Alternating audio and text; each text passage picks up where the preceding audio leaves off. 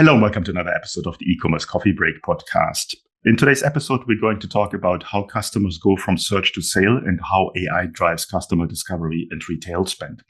Luckily enough, I have a guest with me who has a lot of background and also data on this topic. This is Steve Warrington. He's the SVP of Client and Industry Engagement at up.ai. He's a seasoned e-commerce and retail media expert with 13 years leading performance marketing for leading retailers like Wickes, Hackett, Dreams, B&O, and also spent 6 years at Jellyfish advising major brands on e-commerce advertising as Global VP of e-commerce and retail. So he has a vast background when it comes to the topic, and I would like him to welcome to the show. Hi, how are you today? I'm pretty good, Klaus. Yourself? No complaints my side. So Stephen, I understand that up.ai has commissioned a research with retail economics and with 2,000 customers and 100 major UK retailers. Tell me a little bit about it. What was the background? Background was really to try to resurface, I suppose, a traditional digital marketing channel, and then to try to reinvigorate the view on it and the perspective on it. So as a growing business, we wanted that operates in this space. We really wanted to bring a lot of the insights about the value of that channel, use it as obviously as a vehicle with which to be able to get our message out. But I think it's a tried and trusted channel that really needed to be shown a lot of love when there's some other new marketing channels that are out there that could overshadow, let's say, the value of what we see search delivering for retailers and actually what the research shows in terms of its value. Now, the research highlights that search engines are the most influential discovery channel. I think they always were, and I think that's going forward that. Yet many retailers still underinvest in them. What do you think? Why is search so undervalued? Yeah, and I think that goes back to sort of why we're doing the research, right? So I've kind of grown up in retail with Google's rise. So its evolution, the importance to consumers, I've experienced that over the past 20 years. And for what my opinion's worth, retailers underestimate search. It's viewed as transactional rather than strategic. Search, to my mind, isn't just about direct response. And I consider search as it's kind of that engine that powers every stage of the customer journey. Whereas actually, I think retailers sort of look at it as in terms of it's going to deliver me sales immediately. But because discovery to validation, you've got consumers instinctively turn to search to find, compare, and verify products, which is the space we operate. And yet retailers are sort of anchored in that legacy marketing model and that mindset.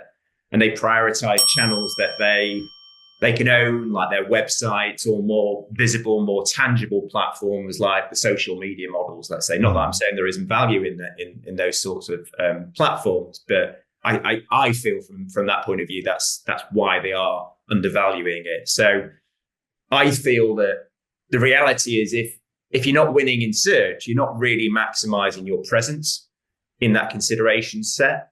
And I think brands that invest in search, not just as a performance channel, but as an intent-driven sort of wider ecosystem, they see far greater returns. So where demand happens, it isn't also where demand is shaped. And I think retailers need to deal with and they need to grasp that search really means what it really means for them, rather than just looking at it in terms of that coin-operated transactional undervaluing that the research maybe is sort of echoing. No, that makes perfect sense. And also, I think the report mentions fragmented attention economy. Everyone knows that the attention span is very, very short. And you mentioned people are getting bombarded with messages from all sides of it. And I think search also happens on different levels. Tell me how this impacts the consumers in their behavior, in their user experience when they get different levels of search and how they discover products. I think the signs are there that consumers today are sort of in this perpetual state of partial consideration, if you can talk on that sort of phrase, meaning that they don't move through a linear funnel anymore. In fact, I'm not sure they ever really did. But today they bounce between channels. They're encountering products on social, they're researching on search, they're checking reviews on a marketplace, and maybe they're even seeing a display advert before converting. And let's be honest, the journeys are a lot more complicated than that. And this means that being present in search isn't enough. You need to dynamically be relevant at every moment of that search intent. Check out the messy middle as a piece of work if you're not familiar. It's a good illustration of exactly what that looks like. The clue's in the title. It is messy, but today, what AI is enabling is retailers to be able to reinterpret or interpret that real-time demand signals, ensure their products are positioned at the exact moments when consumers are most likely to interact or act. So the brands that win in that fragmented landscape, as you say, are those that understand that search isn't a static touch point and it's fluid, it's evolving the conversation with consumers. And I suppose the best evidence of that is how Google have developed their campaign types, to be more funnel-based, more multi-surface, such as the campaign type PMAX. It's AI-driven. It's designed to meet consumers as part of that whole fragmented journey across Google's social channels. It's search whilst they're browsing interesting content and in that discovery section. So we can see that the biggest app platforms have moved away or moved into this fragmented attention dynamic. And that's why they've built the search tech to marry with the change in that consumer behavior. Tell me a little bit, talking about AI, talking about Google. I think in the report it was mentioned that there's also a lot of numbers or a lot of figures on age groups and who's influenced most by search. Can you talk a little bit about that? Yeah, I think the research is really looking at that retailers have traditionally focused their digital marketing efforts on maybe younger demographics. They're recognizing their high engagement with online channels because of the fact that that they've grown up with digital. However, while these audiences still remain critical, certainly for, further down the line, retailers risk, I feel, overlooking the old fuddy-duddies like me, high valuable segment, but they spend more and they're influenced by search more because they've sort of grown up with it. So this group is unique in what they engage with, and they've got deep intent in their search. They're not just discovering products, but they're actively researching, comparing, and validating their choices before a purchase. So generally, they tend to have higher disposable incomes. I wish I did, but combined with more complex purchasing needs like home improvements, let's say, or family expenses, maybe premium products, means that their buying decisions are often more considered and higher value. And that said, search is not just a tool for this age group, it's crucial influence across all demographics. So younger demographics or younger consumers rely on search as an extension of their digital first habits, is my view. And they're using it to navigate trends or verify information and discover new brands. So for me, it's about recognizing and optimizing the full spectrum of search behavior. Retailers can ensure that they are not only capturing short-term demand, but also fostering long-term customer relationships across those different demographics that's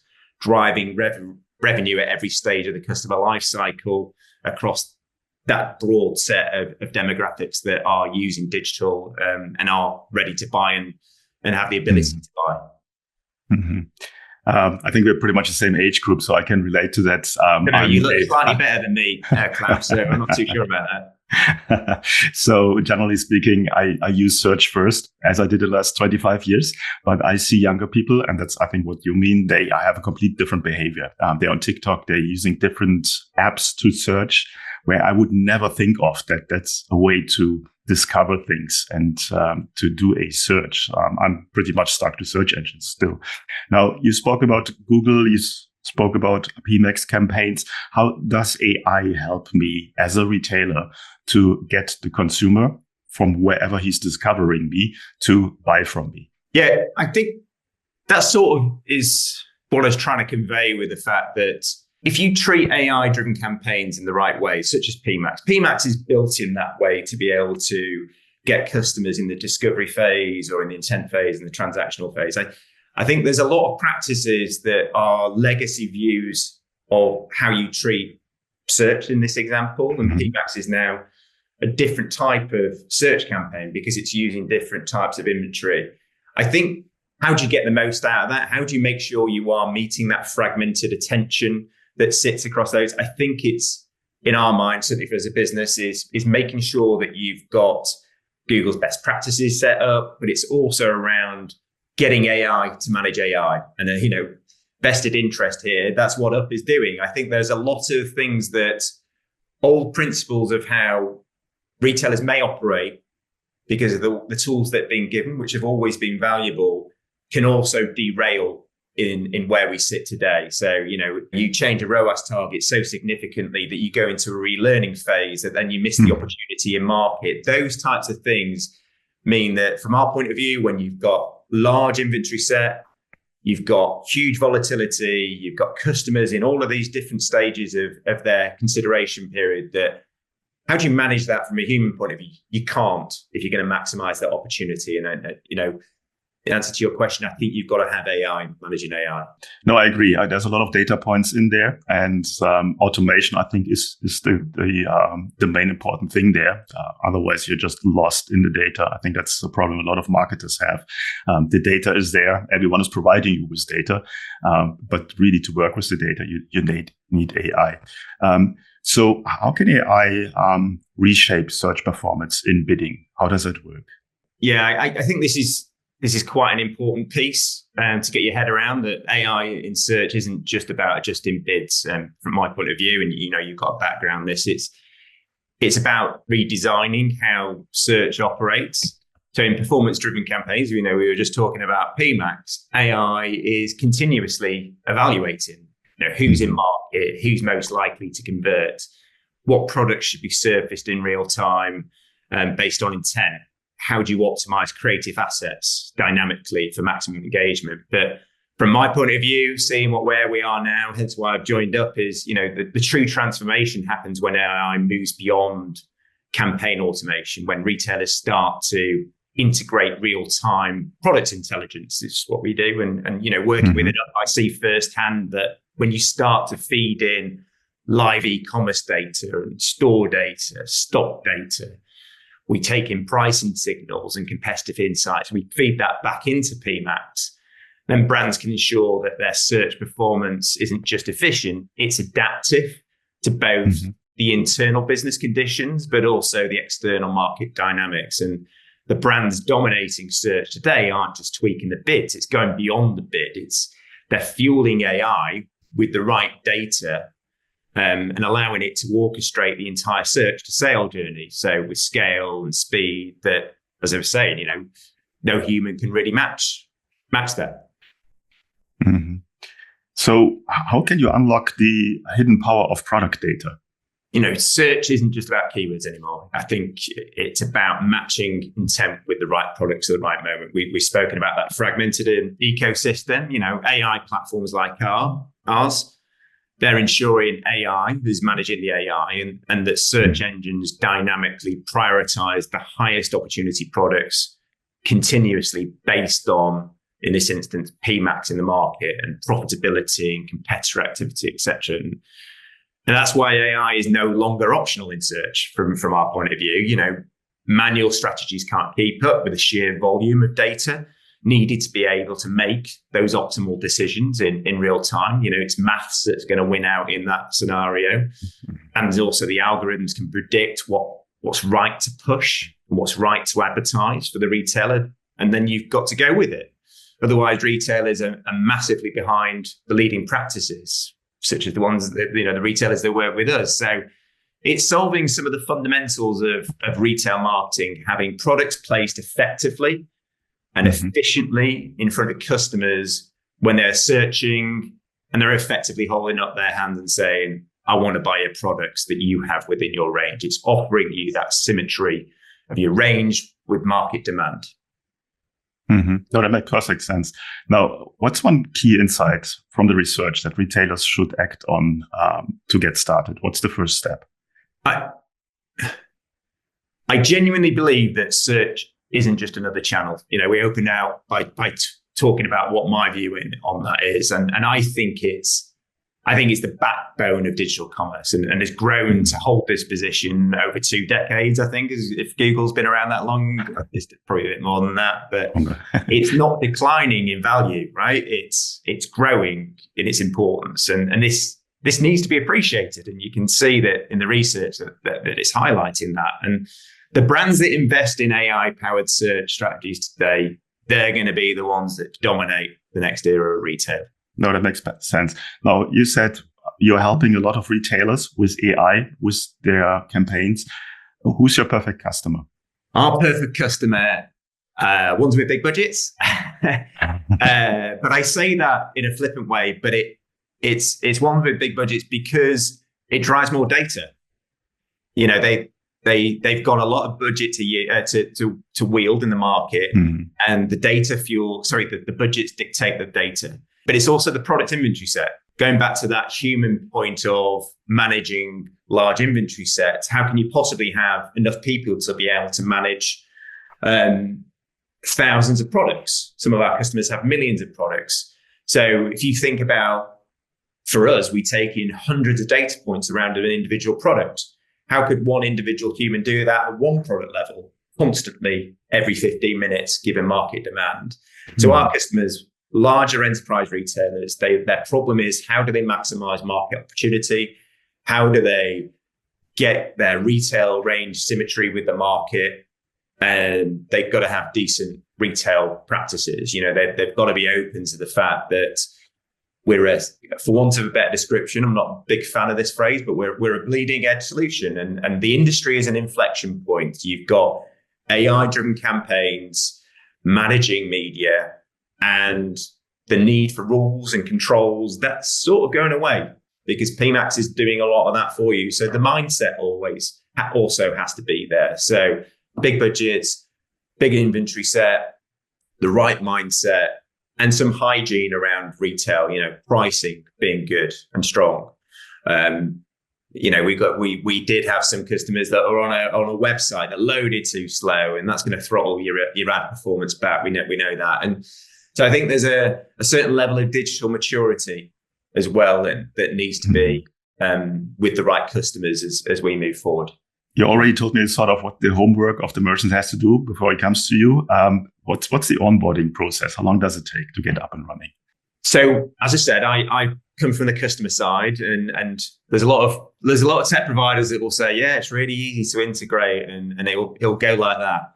Genuinely, the onboarding with Up is, if you're ready to go, we hook into your Google Ads, we hook into your Google Analytics and your Merchant Center, and we're ready to go. So generally, you can be live if all things line up within a week, if not sooner. Okay. Are there any kind of specific industries, verticals, niche that you work more with than with others? Yeah, we're retail specific. So as I was talking about, you've got retailers with large inventory sets. It doesn't have to just be e-commerce providers. You know, we've got omni-channel retailers that have hundreds of stores, and we feed that data in as well. So it is e-commerce, it's physical retailers as well. And as I say, those criteria of half decent budgets in PMax being spent in the retail sector, that's our bread and butter. That's what we go after. Okay, cool. Before our coffee break comes to an end today, is there anything that you want to leave our listeners with that we haven't covered yet?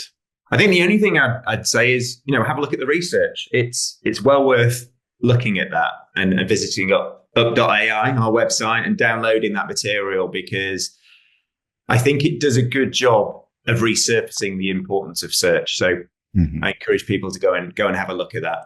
Yeah, I will put the links in the show notes. I personally have looked into the research and I found it very interesting. There's a lot of interesting findings that I didn't know anything about it. So, and I agree, search was always there. Search, I think, will be always there. That's just how humans do their research. And it's quite important if you're selling online and you want to use AI, which I think is necessary.